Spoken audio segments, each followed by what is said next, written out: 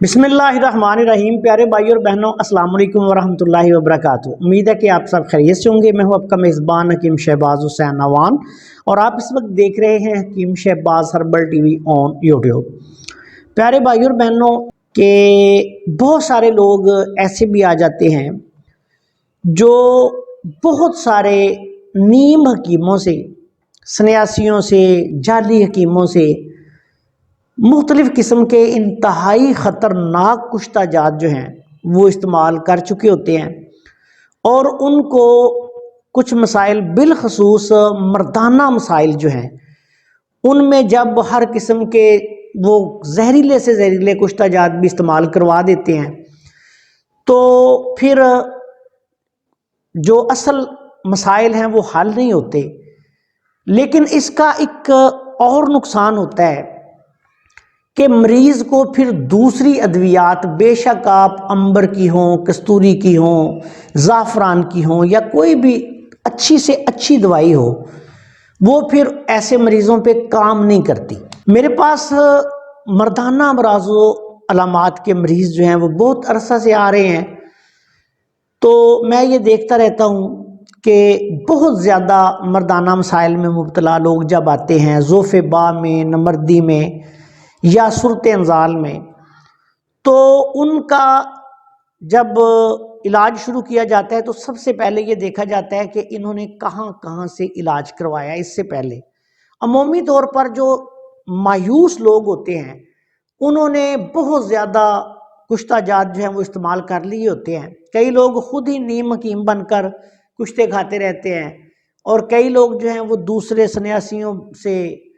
जाली हकीमों से, फेसबुक पे जो ऐसे लोग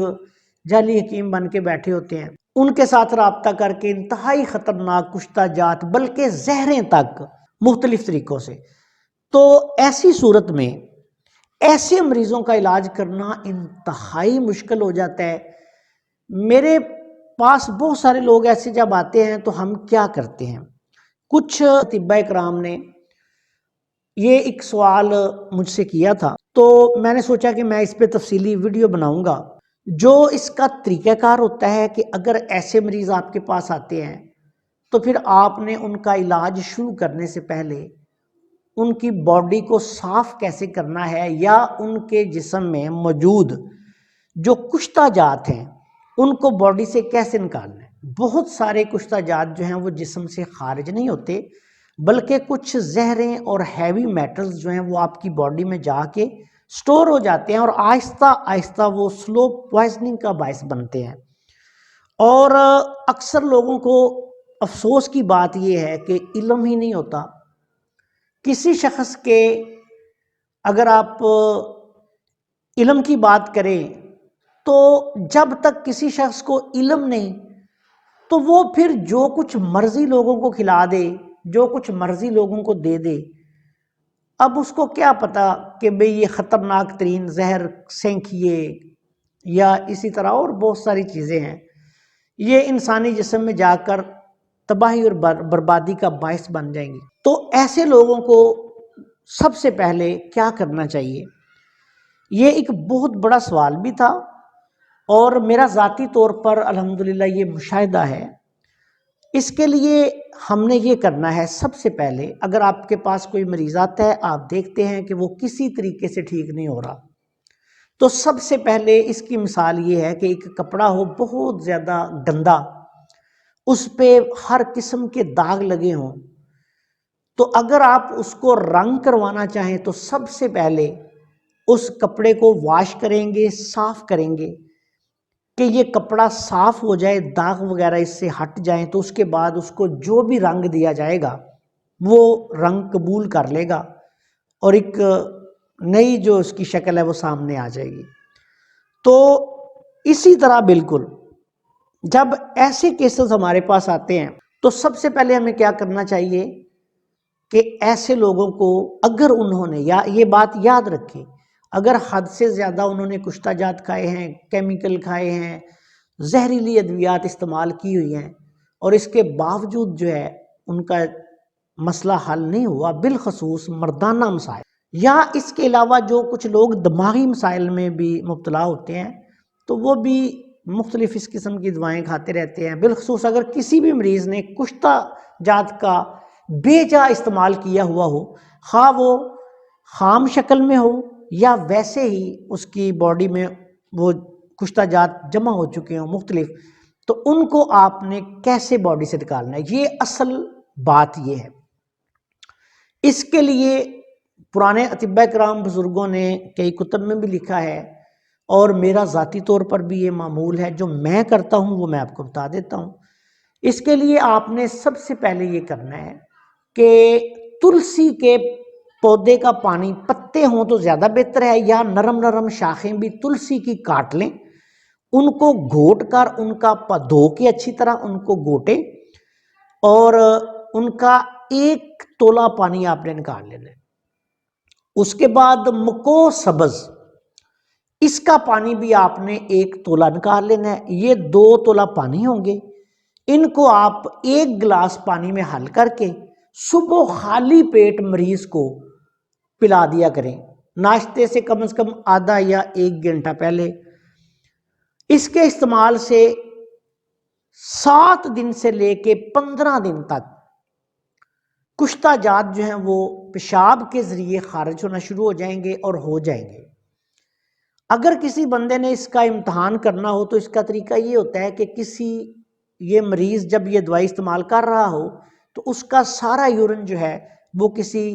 برتن میں محفوظ کرتے جائیں، تو آپ چند دن بعد دیکھیں گے کہ اوپر سے آپ سارا پیشاب گرا دیں تو نیچے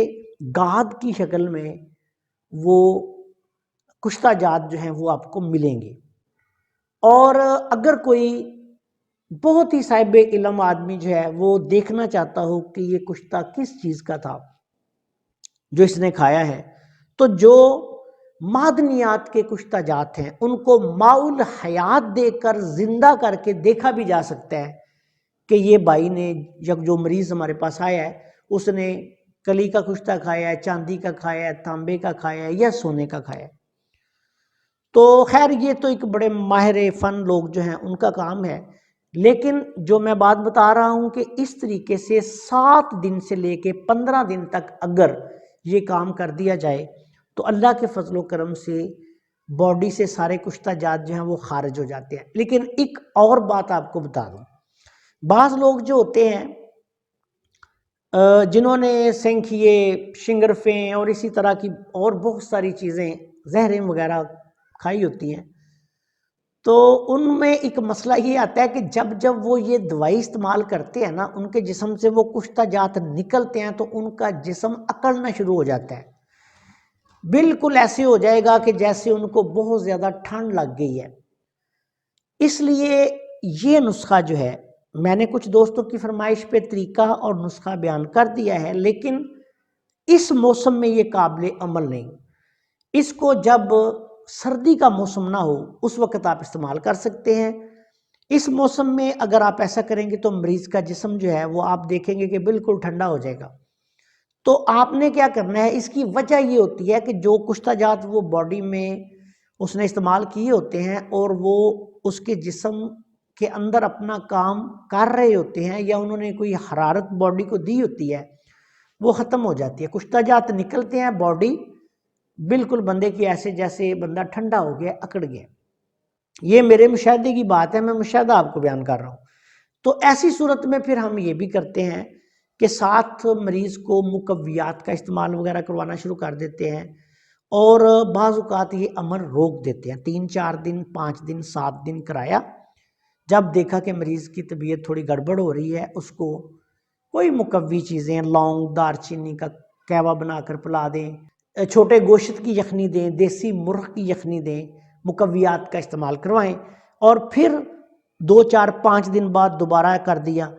یہ استعمال۔ اس طرح یہ 15 دن تک اگر استعمال کروا دیا جائے تو جو جسم میں کچے یا پکے یا کسی بھی طریقہ سے کشتہ جات موجود ہوں وہ خارج ہو جاتے ہیں۔ بعض لوگ ایسے بھی آتے ہیں، کبھی کبھی پریکٹس میں آ جاتے ہیں، کہ جن کا جسم نا گلا ہوتا ہے، یا خارش، الرجی، دھپڑ، بہت زیادہ مسائل ہوتے ہیں، بس جب پوچھتے ہیں تو کہتے ہیں کہ کسی نیم حکیم سے کوئی کشتہ لے کے کھایا تھا، اس سے یہ مسئلہ ہو گیا۔ میں نے ایسے لوگ بھی دیکھے ہیں جن کو پورا جسم جو ہے وہ، میرے پاس ایسے بھی لوگ آئے کہ جن کا گلا ہوا تھا، پتہ نہیں کیا انہوں نے کھایا. تو ایسے لوگوں کو بھی اسی ترکیب سے سب سے پہلے کشتہ جات خارج کریں، اس کے بعد علاج کریں تو مریض بہت جلد شفا یاب ہو جاتا ہے. اور یہی ترتیب جو ہے یہ امراض مردانہ میں رکھیں. نسخہ میں نے بیان کر دیا ہے، اسرار و رموز بیان کر دیے ہیں. استعمال کرنا یہ طبیبوں کا کام ہے، اور عام نیم حکیم لوگ جو ہیں وہ اس کو خود ہی استعمال نہ کرنا شروع کر دیں. اگر ان کے ساتھ ایسا مسئلہ ہو بھی گیا ہے تو وہ اپنے علاقے کے کسی اچھے قریبی طبیب کے مشورہ سے اس کو استعمال کریں. ایک اور بات آپ کو بتا دوں کہ اگر فرض کریں کسی کو تلسی نہیں ملتی، بعض اوقات آج کل تو تلسی ہر جگہ نرسریوں میں عام مل جاتی ہے، لیکن اگر کسی کو تلسی نہیں ملتی تو نیاز بو جس کو کہا جاتا ہے، یہ بھی ایک تلسی کے خاندان کا ہی پودا ہوتا ہے. ہم اس کے پتوں کا بھی استعمال کرواتے ہیں. اس کے پتوں کو عام مل جاتا ہے نیازبو کے نام سے، تو جس کو ریحان بھی کہا جاتا ہے عربی میں، تخم ریحان جس سے لیتے ہیں، تو اس کو بھی آپ اس کے پتوں کو بھی یوز کر سکتے ہیں. بہت اچھا طریقہ ہے. اللہ تعالیٰ کے فضل و کرم سے جو بھی استعمال کرے گا ہمیں اپنی دعاؤں میں یاد رکھے گا. اگر کوئی مریض آپ کا پھنس گیا ہے، ایسی صورتحال بن گئی ہے کہ آپ سر پکڑ کر بیٹھے ہیں اور بالخصوص امراض مردانہ میں، تو پھر اگر اس کی ہسٹری لے کے آپ اس نسخے کو استعمال کرنے کے بعد علاج کریں تو اللہ کے فضل و کرم سے بہت آسانی ہو جائے گی. بالکل وہ کپڑے کی طرح، جس طرح میں نے مثال دی ہے، باڈی واش ہو جائے گی. اور مریض جو ہے وہ دوسری ادویات جب آپ کوئی اچھی دیں گے تو ان کا رنگ بہت جلد پکڑ لے گا. السلام علیکم ورحمۃ اللہ وبرکاتہ.